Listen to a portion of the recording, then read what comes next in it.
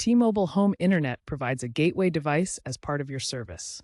Examples include Arcadian KVD21 or Nokia FastMile models. This equipment is leased, not owned by you. You must return it when canceling service to avoid a $300 non-return fee.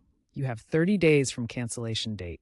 Return the complete, undamaged gateway, including power cords and Ethernet cables. Prompt return in good condition prevents charges. Policy prevents loss of 10-15% of leased devices annually.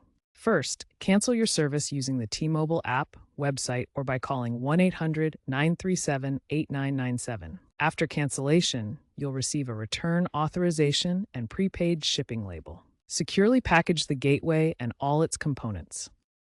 Ship the package using the provided label via UPS or USPS. Receive confirmation within 7 to 10 business days after T-Mobile receives the equipment. To avoid fees, return within 30 days, ensure all parts are included and undamaged, keep records and photos, and document everything for disputes. Check T-Mobile's website or contact customer service for the most up-to-date return instructions.